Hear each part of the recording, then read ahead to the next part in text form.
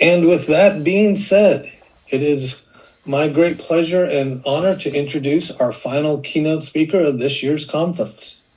I met Dr. Jeff Anderson a little less than a year ago, and I've had the honor of getting to know him a little bit since then. Jeff is a proud father of 2 boys and a dedicated husband of almost 10 years, and quite frankly is one of the hardest working and most dedicated educators that I've ever met. Jeff received his bachelor's in mathematics from UC Santa Barbara, followed by his master's and PhD in mathematics from UC Davis. Jeff is currently teaching at Foothill College, where he teaches using anti-racist learning science to achieve his simple goal of completely changing what is possible in college STEM education and being a part of a shift in our college education system that moves away from wealthy supremacy to community liberation. Jeff has published papers on applied mathematical modeling towards project-based learning and papers on highlighting fun and engaging interdisciplinary math modeling projects. He is also currently working on 3 different books. That's right, I said 3 different books. One of those sharing the title of this year's keynote, Letter Grades Cause Learning Cancer. What might we do instead? Please help me welcome to the virtual stage, Dr. Jeff Anderson. What up, y'all? Happy Friday. We made it. Before I begin, I'm going to give a shout out. I want to give a shout out to Boz, Sharona, Ashley Fox, the entire team. I cannot say enough about the depth of love and the respect that I have for the work that you do to create community in this space, to create dialogue. It is something that I really appreciate and I believe in. So cheers to all that work that you've done to put this on. And I wish I could just cut a check for $15 million a year. Would that be enough? Sadly, I don't want that check to bounce. So what I would love to do is give as much labor as I can to support you. With that, I'd love to kick over. I'm going to share, and then if I can get some confirmation that you all can see what I see. Do you see the Golden Gate Bridge? Wonderful. Let me go ahead and do 2 things. Number 1, I love transparency. It makes me smile. So, and then I don't really have a profit motive. It is true that I'm writing 3 books and I want to give them all away for free, which is why it takes so long. All right, so I'm going to kick into the talk. Can you all see the slides? Do you see that cover sheet? Okay, wonderful. Feel free to interrupt. My students say that I'm like a train, so once I get started, please do use your voice or whatever. I'm trying to balance a lot. So you'll see that I just posted in the chat a link to the support page. All of this stuff is available there. I want to warm up with kind of the major theme of today, which is to make decisions about and policies to support great teaching. Let's explicitly ground our work in research-based models for learning. In order to discuss what this means, I actually want to use an analogy from medicine. So the analogy has to do with cigarettes. So what would you all say, and you can put it in the chat, about a medical industry that requires doctors to prescribe cigarettes to their patients, and then says this practice is necessary, or useful, inclusive or useful, in preventative medicine? What would you say? I want to see a few words about, anti-Hippocratic oath, I love it. Hard pass, yuck. Yeah, okay, great. Cray, cray. All right, so I see in the chat, do harm. Sounds like we're headed that way. Yes, I'm sure Robert Kennedy Jr. Is going to fire all people that know about cigarette research. It's not false. Okay, great. So I'm glad you're upset with this also. I want to talk a little bit about a model to describe why we're upset. Well, in this model, I call this a model for the differences between dominant narratives versus personal truths. And if you look in the center line, this little dotted line right here, we're going to talk about the top portion of this as a dominant narrative. A dominant narrative to support what I call elite power. All right. And if you look over here up on the top left-hand corner, This little thing we're going to call a puppet to broadcast a dominant narrative to uphold elite power. And then above that puppet is a hand of power. You can think about this as elite actors. Now, the funny thing is, the longer that I've worked, the more I realize this is really about ideas. So it's not actually a person, right? It's actually an idea. However, it's useful that we can identify people who embody those ideas, right? So the reason this is really interesting is that when we think about why we get upset in the question, what if hospitals require doctors to prescribe cigarettes, we can start thinking about the difference between a broadcasted narrative and the motivations of the power behind that. So a very common broadcasted narrative through PhDs in psychology and marketing and blah, blah, blah. Cigarettes make you cool. This is Joe Camel. Cigarettes reduce stress. Nicotine is not addictive. Cigarettes are safe. One that's happening recently is e-cigarettes are safer than regular cigarettes. And of course, all of these are lies supported by a multi-billion-dollar industry. But that doesn't mean the message doesn't get out there. The dominant narrative is out there. And the question is, well, what's behind that dominant narrative? And the cool thing is we can talk about the hidden motivations of the hand of power behind these lies. I lie, cheat, and mislead to sell my product. I manipulate the media to mislead ordinary people and launder my reputation. I should have put that in quotes, scientific research. Yeah. And use academic hacks. It turns out that there are many PhDs that like to own Mercedes, and so they will happily give their minds over to fund research that is actually anti-scientific method. They use legal challenges, legal corruptions, and front groups to wage war on public relations wars, et cetera, et cetera. And the nice thing is we can actually document. So down here you'll see some papers in case there's any tobacco industry lobbyists in this room. Please do read those papers if you have any questions about this. Point being that when we think about using research to support decisions, what we're really talking about is what you might call an escudo, a shield from a dominant narrative. So the reason that we get mad thinking about hospitals that would prescribe cigarettes is that we have an expectation that our hospital systems and our doctors are aware of scientific research. And the research is part of a local narrative to protect and nurture people in local spaces. So it doesn't even cross our minds that we should say a research doctor because we have the expectations that doctors use research. Now, I want to use this analogy to come back and talk about grading. And specifically, I forgot to say this. And, of course, immediately when we talk about research doctors, we can actually name all the poisons, right? We can name the poisons in the cigarettes. We can talk about all the things that cigarettes do to the body. And every one of these lines is proven via reproducible science over decades, invested by the national government. Not necessarily right now. Our government is transferring wealth from the bottom 99% up to the 1%. But historically speaking, after the labor movement of the 1930s, we actually had a national government that invested in protecting ordinary people in local spaces. And we found all these things, right? And so the nice thing is we have a counter narrative to go against what we might call elite power. All right, well, I want to move over and ask an analogous question. What would you say about an entire education field that requires teachers to prescribe letter grades to students while claiming this practice is a necessary or useful part of learning in school, right? And I want to highlight this is an embodiment of student learning, and this is a cigarette, right? And of course, there are going to be some, not evidence-based. I agree. I love that comment.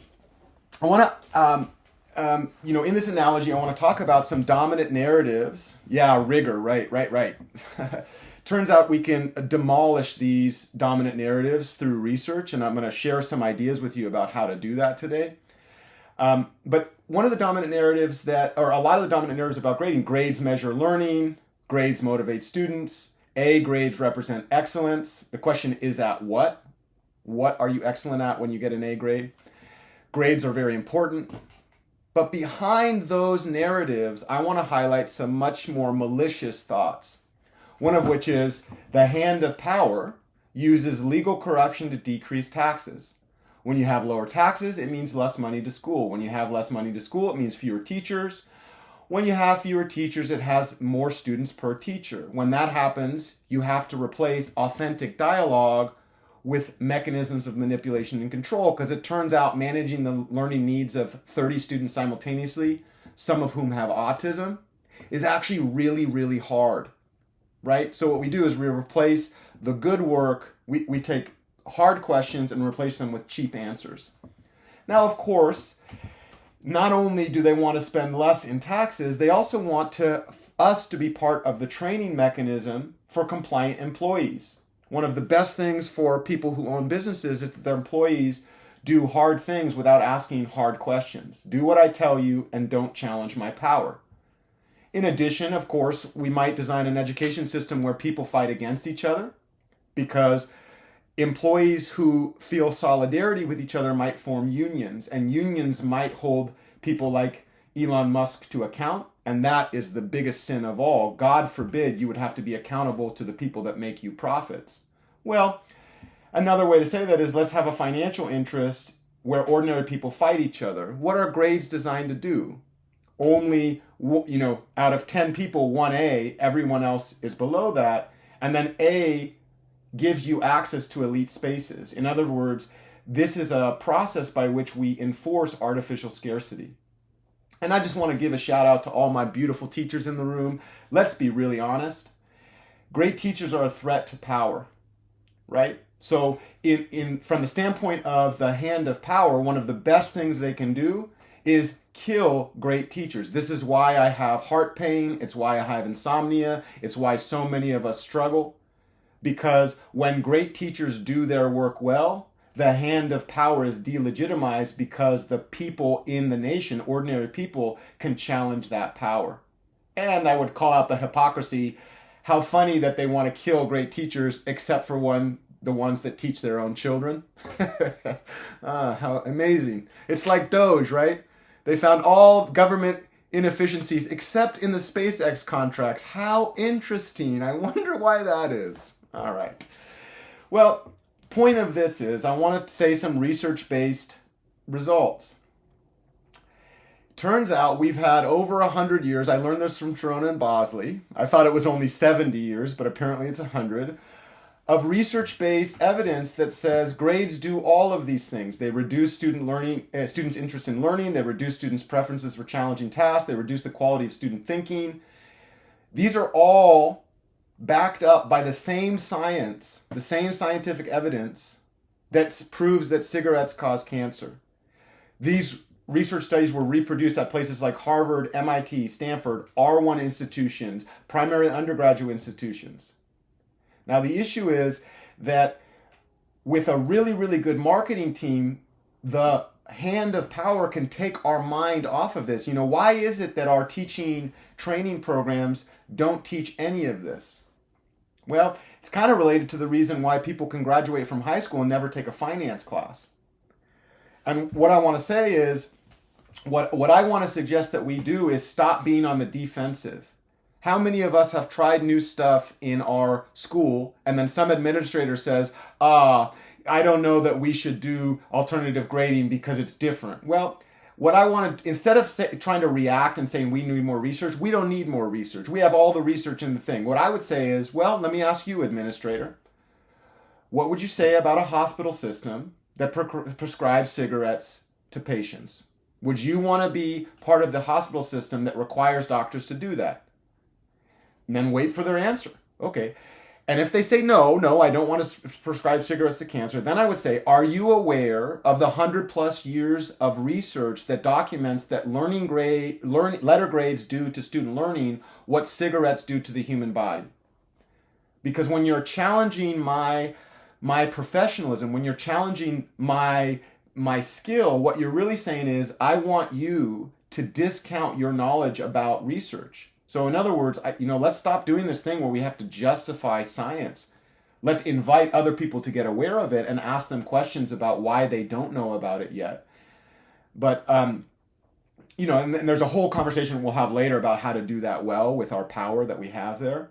So let's go back to make decisions about policy, about teaching and policies to support teaching. Let's explicitly ground our work in research-based model for learning, right? The reason that doing that is really hard is that it turns out that when we are talking about policies, we're actually talking about the branches of a tree. So I like this tree metaphor for culture. Surface culture is what we show outside, the language we speak, the clothes we wear, the way our voice sounds. Shallow culture is how we behave and think, the habits, social norms, attitudes, concepts of times. And then deep culture is what we believe about the world, the mental representations we use to interpret and respond, how we learn, why we care. Now, the funny thing is, in order to change the surface and shallow cultures, we actually got to go deep into the beliefs that we have about the world. And so in this talk, we're going to talk about that. We're going to actually talk about letter grades actually come from misbeliefs about the world. So if we're going to change our practice of letter grade, what we need to do is actually get better informed about our world. That's what I think anyways, right? So one way to interpret this model from the standpoint of education is to think about what the status quo is and upon what that status quo is built. So in my field, I'm a mathematician who teaches college level math classes. There is research-based evidence for 20 years that our success rates in college STEM education are 40%. 40% of students that enter college wanting a STEM degree actually graduate with that degree. And this book talks all about that. This is equivalent, and that's not due to student error, by the way, that's due to system design. So this is equivalent to an engineering firm, automotive engineering industry that produces cars that kill 60% of driver due to engineering decisions. And it turns out here's some really good research that you can read about where that comes from. When I think about this status quo, I actually like to map it into curriculum, learning activities, and assessment policies, what we teach, how we teach it, and how we collect evidence of the things that students have done, right?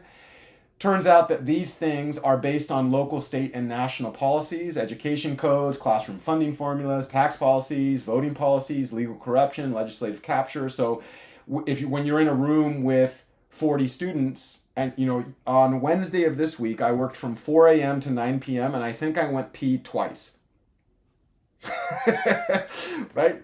Yesterday, I had a conversation with a homeless student. I had a conversation with a student whose father died. I had a conversation with somebody who was being abused. Right? That happened yesterday. All of those problems are going to take time, and yet my policies do not give me the time I need in order to address those well. Literally yesterday, I cried with a student whose father died the night before unexpected. And you know what? My final exam schedule could give a crap. I'm still going to have to assign a final grade for him in a week and a half. Now, the good news is we have an incomplete contract, but that contract is a departure from the status quo. In other words, the status quo is to do harm for students, and only when I use my skill can I interrupt that, right? And I want to make the claim that if we're going to change this stuff, what really needs to happen is, for me at least, I can't speak for anyone else, I want to name the models that give rise to the harmful status quo, and then I want to replace every single one of those models with a research-based model that's designed to protect, support, and nurture ordinary people in local spaces. And that's what this talk is about. What models do when I make decisions about teaching, what models do I use? All right. So one of the first things that I like to say to my people is, hey, please provide me a research-based definition of learning. Anytime an administrator gets a little upset with me, well, you're too radical. And my statement back is radical means you get to the roots, right? That's actually the epistemology, or like the history of that word. Radical means root. Yeah, it turns out that when you get to the roots of things, it's pretty radical because we're in a system that's designed to hurt people. So anytime someone says, hey, Jeff, I don't necessarily agree with your definition of grading and I don't like it, the first question I have back to that person is, please provide to me a research-based definition of learning. And then I get blank stares. I had one guy on YouTube say recently, I'm not sure how that's relevant. And you know what my answer back is? If you can't define learning, how the heck are you going to assess it? You're going to measure something you don't even know how to define? I'm sorry, can't go there. So in my classes, when I make decisions about teaching and learning, I start with really, really detailed research-based definitions of learning. And what I love to do to my people is say, I want it all reproducible. I try to get books that people can get for free at the library. So some of my proteges right now that I'm teaching, they want to become teachers. And they always ask, hey, Jeff, how come you don't list all the research articles that you know? And I'm like, well, research articles have paywalls. I don't like paywalls. I don't like them. It's privatization of public funding. I don't like it. So I try to the best of my ability to map all the stuff that I do to books that you can get for free at a local library. And then in those books, there's resources to a bunch of great research articles that you can use. Point being, though, is before I talk a single bit about grading, I start with this definition. Learning is a growth process that happens inside our body and leads to changes in knowledge, beliefs, behaviors, and attitudes. These transformations occur based on our experiences and increase the potential for improved performance. So I say this with my students. What is learning? Learning is change. Okay, well, what does that mean? If no change isn't happening, then no learning is happening. If no learning is happening, then no teaching is happening, no matter how much work I have done. So if I'm going to assess learning, what do I have to look for? I got to look for change. Well, you know what's funny about change? It's hard to see on an exam. Just with this definition, I can obliterate the process of doing timed exams with no dialogue. Here it is. I want you to imagine that I go down the road to Gavilan College. That's over in San Jose. I got my PhD in linear algebra. I spent 3 years studying, my wife calls linear algebra my mistress. I will never have a mistress. I'm with her until I die unless she kicks me out. But my wife is right that I spend a lot of time in a dark room with linear algebra. That is true, right? If I go to Gavilan College and I don't introduce myself as a doctor of mathematics with a specialty in linear algebra, and I go into that linear algebra class, I can pretty much guarantee that I'm going to ace that test. It's going to take me a little bit. My 40-year-old mind's a little dusty, but I can do it. And the funny thing is, when I ace that test, it will not represent change. It will represent privilege. And yet, you know what that teacher's going to give me? They're going to give me an A. But that assessment fails my sniff test because it's not research-based, it's supremacy-based. That is not a demonstration of excellence, it's a demonstration of supremacy. I have not changed one bit, and that teacher is using a teaching policy that marks me as excellent. Yeah, you know what that excellent means? It means that I followed their directions. It doesn't mean that I've learned, because my definition of learning involved change. If I was to really have change in that class, what does that mean? It means the person I am at the end of the class is different than the person I am at the beginning of the class. And the funny thing is, I can use this definition to deconstruct so many policies that we have. Here's another one, the arbitrary 12-week quarter. That 12-week quarter, I work in a 12-week quarter, has nothing to do with learning. It has to do with basically resource allocation and the fact that we want to give cheap answers to hard questions. Changes don't happen on school schedules. Changes happen on student schedules. And so the reason this is really important is if I can center a research-based definition of learning, I can use this as a foundation upon which I can build my teaching policies, my teaching practices, my assessment policies, etc. Well, it turns out, right, I don't know. The train is going pretty fast, so maybe I should pause. I got a lot more. I got 38 slides. We're on 18. Should I keep going? Can I keep going? Yeah. Okay. I got one head. Yeah. This is democracy by one. Oh, sorry. That's where we at in our nation, right? All right. So, in addition to having a definition of learning, I actually want to distinguish types of learning. I refuse I've memorized the state education code. So I would encourage some of you that want to protect yourself against this group of people is very brave and courageous. You all are daring to dream about a world where we're free from the oppression of grades. And what happens in a space that wants to extract wealth from your soul, from your being, wants you to take as much wealth away as possible without paying for it. Dominant narratives are designed for gaslighting. They're designed to take your brilliance away from you. So in that space, one of the ways that we can protect ourselves is knowledge. Knowledge is power. So I would encourage all of you to go read your state education codes or your government education codes and identify the exact location of where it says you have to grade and what grades mean. So I know for the state of California, section 55003, I think, 55002 and 55023, I've read them. Those are the places in the education code that says I have to grade. And it says the teacher must assign an A grade for excellence, but it does not say what excellence means. You know, the moment that it doesn't say what excellence means, who has the responsibility to define excellence? Bing, bing, bing, bing, me.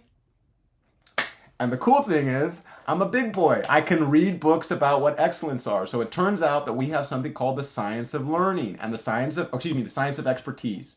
How many of you would say that number one tennis players in the world who have won multiple Grand Slams are excellent players? How about chess players who are grandmasters? Violinists who are world-class violinists? Well, it turns out that's expertise. And the science of learning says that expertise comes from something called deliberate practice. Deliberate practice is two things, which we'll talk about later. One of which is called I call it deep learning. Anders Ericsson calls it purposeful practice. So this is away from supremacy towards excellence. Supremacy is a ranking concept. Excellence is a threshold concept. So if I'm going to define A's, I want to get away from supremacy towards excellence. Well, what does the science of expertise tell me? The science of expertise tells me that excellence comes from a specific type of practice. That is purposeful practice, what I call deep learning. So do you know what I look for as evidence to assign A's in my class? That my students spend as much time as they can in deep learning. That I actually have evidence that the student that came into my class is different than the student that came out of my class, that I see significant change. And oh yeah, by the way, that's not content-based. We'll talk about that in a bit. So once again, I'm going to derive my decisions on a definition that I give to myself based on research. That definition is deep learning involves learning that is involves intense distraction-free focus on growing our abilities by pushing beyond the limits of our current capacity. When we engage in deep learning, we can actively reach for and repeat skills that we want to build by paying special attention to our performance. And I should say this, down here there's a bunch of links. I give all of this away for free. I'll talk more about that in a bit. So you can, if you want to read more, anytime you want to read, just click on this thing. And if you're ever struggling sleeping, you just click on any of my links. I'll put you to bed in 2 minutes. I got years of work here, y'all. It's a lot. All right. So deep learning. Let's talk about if there's such a thing called deep learning. Well, what would be the antithesis? The antithesis would be shallow learning. Shallow learning involves modest levels of focus and lacks intensity and duration. When we learn in a shallow way, we probably don't have a clear vision for how or why we're learning this. And we don't really want to make mistakes, and we avoid making errors. So when I think about those ideas, I put them into a visual so my students can think about this. And I have a whole 2-week training program that's like 40 hours of work for my students. Not all finished yet, but that's okay, where they start to develop competencies with these models for themselves. So the really cool thing is, if we think about time spent learning, so this is the number of hours, And then this is the intensity. And I want to claim that shallow learning is different than deep learning. So we have the comfort zone, too easy, too boring. That would be me taking the thing at Gavilan. The sweet spot, this comes from this book, by the way. He didn't do the diagram, I did. And then we have the survival zone, too hard, right? And it turns out that ineffective teaching policies actually take students out of their sweet spot into the comfort zone. Grades are designed to do this. Like, this is what letter grades do. They take students' effort or focus away from their own assessment to learning towards the assessment of the teacher, right? And so what happens is that our students do way less. And then when we assign A grades, we claim that excellence, nuh-uh. I have a joke that I tell to my students. You know what an A grade means? You're a good dog. You're a good dog. What do we do with good dogs when dogs are really good? We give them a big bone, right? And what do we do to bad dogs? What do we do to bad dogs? But dogs don't let us do it. Well, I guess one thing is we would slap the dog on the nose. That's called a B. Second thing, we put a choke chain on. That's called a C. Third, we use maybe an electric shock. That's called a D. And then, of course, sometimes you got to put the dog down. That's an F, right? So point of this thing is, the moment that I can base my work as a teacher on this scientific model, I can start making the decision, if I use harmful teaching policies, I'm actually negating excellence, right? I'm actually hurting my ability to use excellence, which means to engender excellence in my people, which means I can very easily get rid of my addiction to the drug of grade and replace it with something much better. So from that standpoint, I have more on this. You know, a lot of times when people give exams, I will say that every one of these I could give a 50-minute talk on. They're very, very deep. This is why I put this in here. What I'm trying to show, though, is when we base our decisions on research, that is the equivalent of doctors, so research doctors who use scientific evidence to inform their decisions. Why would they do that? Because they're fighting against dominant narratives of the wealth extraction mechanism. Doctors have to fight against the tobacco industry. They have to fight against the medical industry, right? Well, guess what? We're in the same fight. And we can use research-based evidence as part of our tool set. And when we do that, we can have a much more sophisticated description of what excellence means in our classes. And often in our education codes, the tools that we need are there, because it turns out politicians don't know what the heck they're talking about when they write education code. They require our buy-in. And what's nice is we have the power. We are gifted the power to interpret language. That is our professional responsibility. So from that standpoint, when I think about the grades in my class, I actually believe that what I want my students to do in terms of the content is show deep understanding. And I have a very sophisticated way of thinking about that, etc. I'm not so worried in the knowledge economy whether or not they remember it, especially if when they understand it, they capture all that in writing. So instead of focusing on time-based exams, what I do is I ask my students, based on this model, to create a very, very rich learning portfolio where they document their work. Yeah, and I can show some of this in a bit. I kind of want to get through the basic models, and then I'll answer some questions and show some examples. Here's another really beautiful model. The one that you're seeing on screen belongs to me.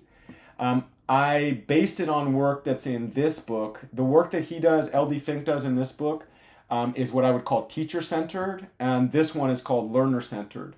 So one of the things that many people who are challenging the grading system struggle with is that this concept of content. So we got to teach content, we got to teach content, we got to teach content. In a bit, I'll show you where that model comes from, but I disagree. I think that content is one piece of a larger puzzle. And I actually like to say that learning, this is what you might call a holistic approach for learning, or whole learner. So I'm not just focused on opening my student's mouth and shoving content in their mouth and saying, drink up. I'm actually going to welcome my entire student into the room. I'm going to love them for who they are, not who I imagine them to be. And in this model, I like to say, If I'm doing content and not focusing on meta learning, I'm actually doing harm to my students, right? If I'm only focused on content and not caring about their health, I'm doing harm to my student. So yesterday when that guy comes into my room and his father died, do you know what the content approach would be? I would say to him, oh, I'm sorry your father's dead, but 12 weeks is going to happen next week. Get your stuff in. But the moment I have this model, I can say, wait a second. If this guy is distraught because his father has died, there's no way he's going to be able to do linear algebra. Let's shift over to humanity and celebrate him. And then when he's ready, we'll come back and we'll do the content if he would like. So now all of a sudden I can make dynamic decisions live in front of my classes to be able to address the needs of my students without stuffing content down their face, right? And of course, on the bottom of all these, there's some reading that you can do. It's kind of fun. Yeah, I don't know. This is an example. So I have a whole very, very rich online platform to give this, to provide help for this on my students. And then I have an entire, program, you want to call it. Some of my co-authors to that program and students that I work with are in this chat right now. Henry Fan is up in here. I got a bunch of other ones too. So in my classes, I refuse to focus just on content. In fact, I have a different model that says the better my students know how to learn, the more content they can do. So this is a program that I teach my students. The first thing I teach my students to do is to thrive in school for their own purposes. Turns out that in an oppressive system, if I change myself but I don't teach my students system navigation, I'm actually setting them up for struggle. So what I do in my classes, I teach students how to get better grades with less effort. I have a whole bunch of strategies. My favorite examples are students that go from earning a 1.7 or a 2.0 to a 3.7 with less than a year.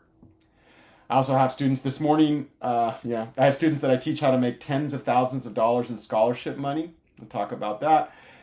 I talk a lot about how to land students in their favorite positions, how to get them money, et cetera, et cetera. And then this is what we're focused on. This team of people, we are all focused on changing the world, freedom dreaming, dismantling systems of oppression. And I actually challenge my students to do this. I say, I'm going to give you the keys to the kingdom, which is the kingdom inside of yourself. But I'm not doing that so you can recreate the harmful status quo. I'm doing that so you can be an agent of change in your local communities. And my point is, this is part of how I teach.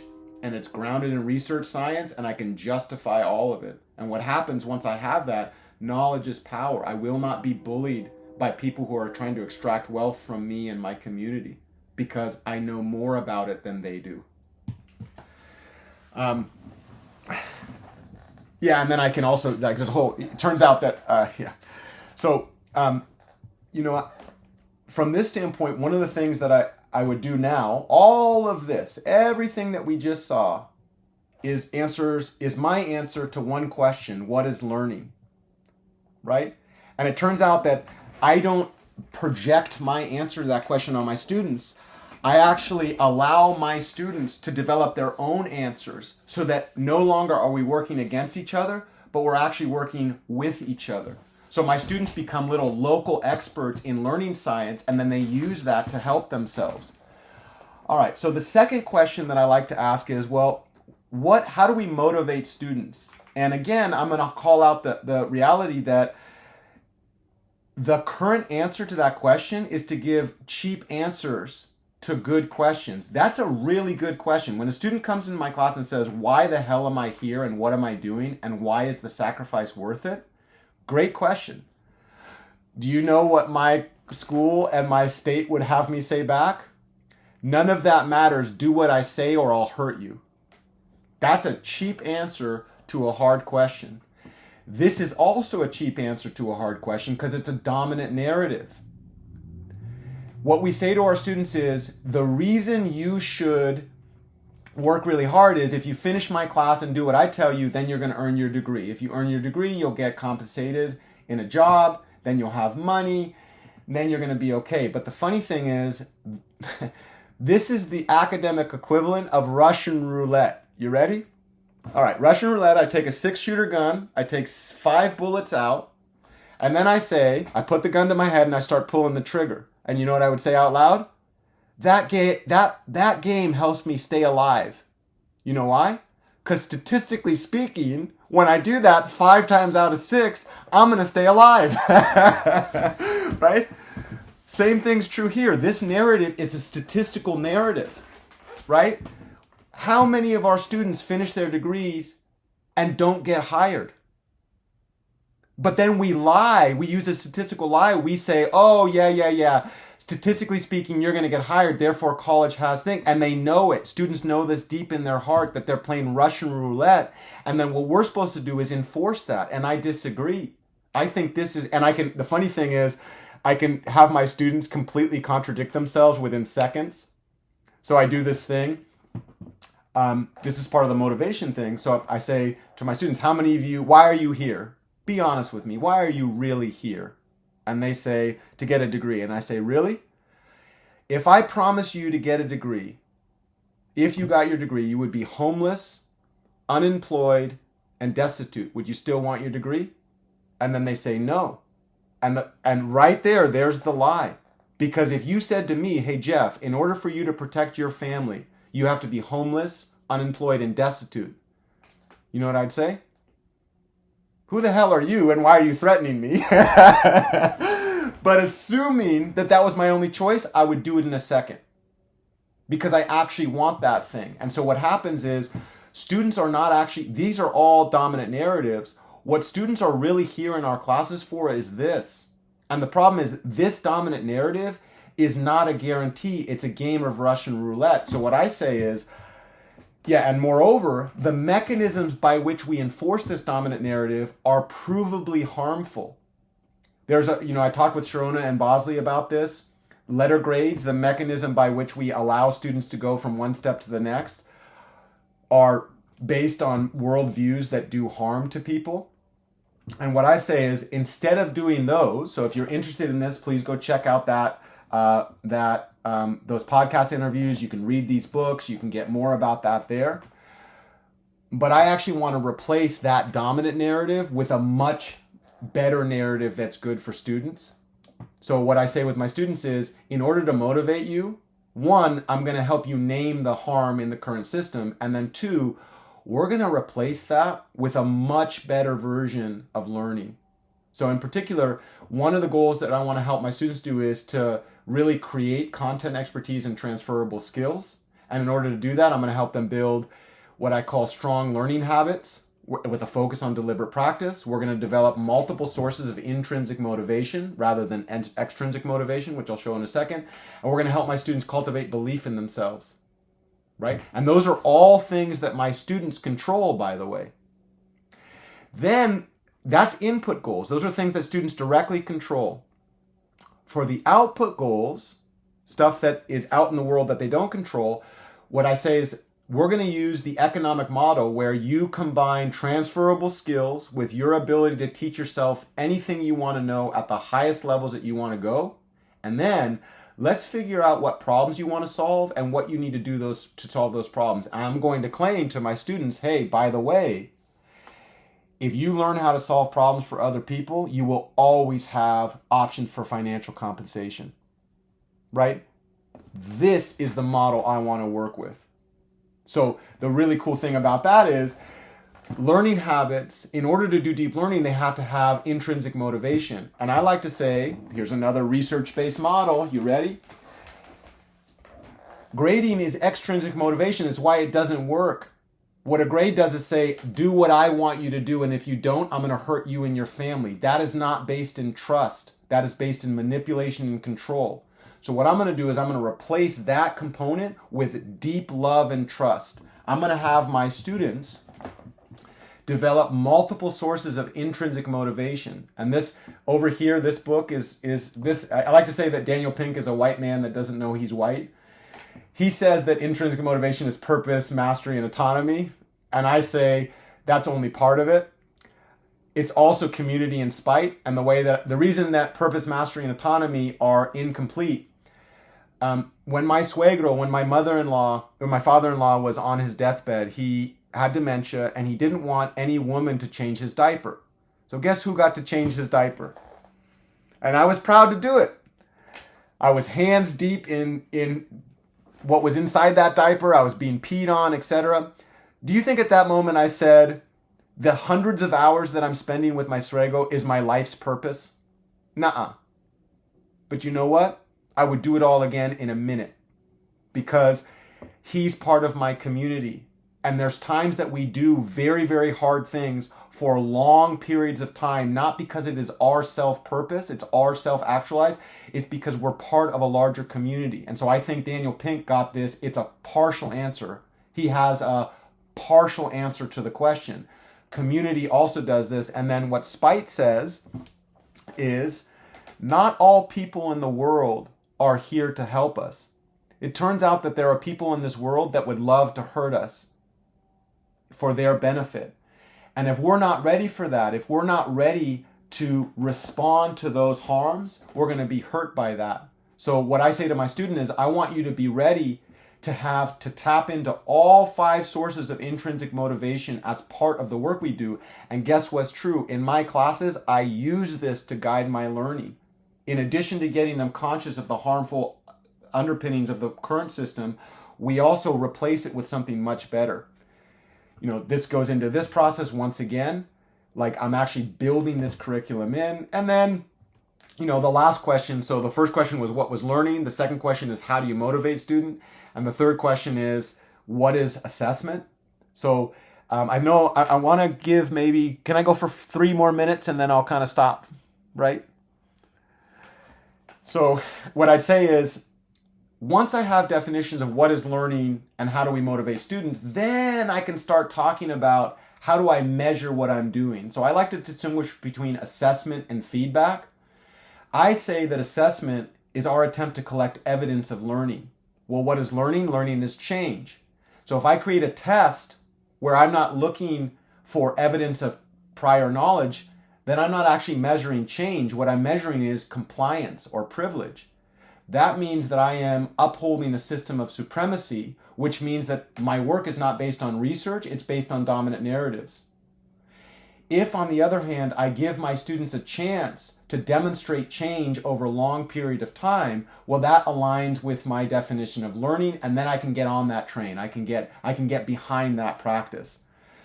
This is a conversation that Patrick Morris, one of my teaching mentors that helped me, in assessment. What we're trying to do when we grade is we're trying to label people as proficient and non-proficient. And I don't like this. I actually disagree that I should be the one labeling my student as proficient.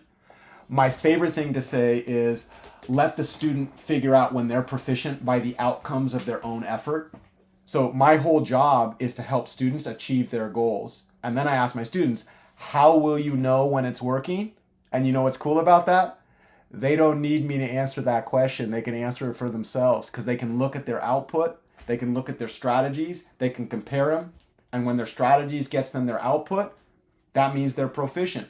If their strategies don't get them their output, they have a way of saying, oh, it's not me that's the problem. It's that I'm using strategies that need to change. So now let me go change that with all these skills that I have. So what Patrick says is oppression is when we label someone as non-proficient, but they're actually proficient. And what I like to say is in the description, this work that we're doing in alternative grading is finding alternative ways to recognize the innate brilliance of our students, kind of challenging the dominant narrative. I have more to say, right? I have a lot more to say. There's a whole thing on feedback. How do we use feedback? This gets into entire different types of feedback that we use. Deliberate practice. What is deliberate practice? The only part of the grading system that I like is the feedback. I don't use grades to give feedback. I do feedback in dialogue. But often people misuse the word grade when they really mean the word feedback. So once again, the whole point of all of this, every single bit of it is, if I'm going to make changes in my practices, what I really need to do is change the mental representations that I use to make decisions, right? And I'll end with this. To me, what we're really talking about is class warfare. Grades come from an elite theory, an elite power theory. It's about supremacy and anti-democracy. The system itself was based on that. It was designed to do it. And the courageous, brilliant, powerful educators in this room are daring to dream of a world where we do not enforce supremacy, but instead we cultivate excellence. And what I'm saying is, in order to do that, let's use the tools at our disposal. And don't be afraid. People in power want you to be afraid. They want you to think that no matter how hard you work, nothing will happen. It's you that's the problem. And it's not true, brothers and sisters. We got this as a community. The last thing I'll say is we're talking about this in our classrooms. You'll hear in my grading podcast, I'd love to continue to support this work. I want to see, in California, I want to shut down the entire education system. I want to be part of statewide labor strikes. And I actually think we should do nationwide labor strikes. You know what happens if every public school teacher in the nation, using good organizing techniques, went on strike? We could shut down the entire economy, because when teachers don't go to school, kids don't learn. And when kids don't learn, employees can't go. From that standpoint, I would recommend every single one of us get really, really good with Jane McAlevy's work. She teaches how to do this. I have a lot more to say about that. It's in this work. There's a lot here. Somebody once said, talking with me is like drinking from a fire hose. I'm guilty. The fire hose is called love, y'all. A really, really great way to counteract domination, fear, and manipulation is with pure love. Pure love in local communities based in dialogue. And from that standpoint, I say, viva la huelga. Let's continue to build community. Let's celebrate the work of Sharona and Bosley and Ashley and the grading conference and every single person in this room. And then remember, this work is about counteracting dominant narratives that are designed to extract wealth from our being. And the work of alternative grading is centering community in local spaces to protect and nurture excellence. So with that, I'm going to shut up. I got so much love for you, and yeah. Thanks so much, Jeff. That was, wow. I think we got time maybe just to do one question here, and then we'll copy that Q&A for you to answer asynchronously. And so I'm going to ask this question from Eden Tanner, who was our keynote speaker yesterday. And she prefaced this with saying, this may be an impossible question to answer, but I'm going to ask it anyways. How do we work to change the tide of the administration? So for many institutions, we're forced to assign grades in our courses. Where do we start? I love it. Yeah, and I don't, from this standpoint, I don't actually blame administrators. You know what's one of the really great tools? I just put in the chat a 9-page letter I wrote to my union. You know what's a really great tool of power? To get people fighting each other so you don't look up. So when, you know what kills me is that when we have conversations, one of the levers of power that we have is called a union. And our unions often fight against our administrators. Do you know what grades are designed to do? Here it is. You ready? Management, labor. All right, 5 classes in society. Ultra wealthy, the working rich, the middle class, the working poor, and the destitute. You know what happens if the working rich and the middle class and the working poor and the destitute fight each other? You know what all of us don't focus on? Okay, you ready? How do you become part of management? You get straight A's. That's how you become part of management. You know what A's are designed to do? It's designed to separate people who will do exactly what they're told from people who don't follow directions. And then the ones that do what they're told, they get the big bone. Come on, you can stay in the house. You're going to be a house slave. We're going to have the field slaves and we'll have the house slaves. So the reason that I say this is, one of the premises, when the answer to this question would be, I would say twofold. Number one, I think we need a resurgence in the labor union movement. I think we need to strengthen our unions. I do not blame administrators. Administrators are great people, right? It is always the case that administrators and faculty are going to talk about different places to cut the pie. But name for me the administrator that's going to argue with a bigger pie. So what I want to say about this is one of the ways to stop great changes in state code is to have faculty fight against administrators. And what I want to say is no. In the class warfare, 99% against the ultra wealthy. And the funny thing is, you know what it means to fight this fight? Oh my goodness, they won't have 2 yachts. Oh, can you believe it? So my answer to you, Dr. Tanner, would be, one, I think at this point, the more educated we can get about using our labor power, the better. Administrators will follow our lead. Many of them are trying to have the best life that they can, and we can advocate through our unions for changes in policies. I would actually invite, when we do that, I would invite administrators to be on the picket lines with us. And I think if we do organizing well, Jane McAlevey teaches how to do this, administrators would join us. And in that moment, if you imagine this, strikes where all faculty, staff, admin, students, and community together are in the negotiation process to make that happen. Well, at that point, guess what? Change will happen. So my answer to the question is learning how to organize to make it easier for administrators to get on. And from that standpoint, I think the more dialogue we can have, welcoming them in, the better. Sadly, that means you're going to have to get, we together, I'm doing it right now in my own space, we'll have to be a lot more aware of how to use the power of great union organizing to our advantage, but I think we can do it well. So I'll pause there. Yeah.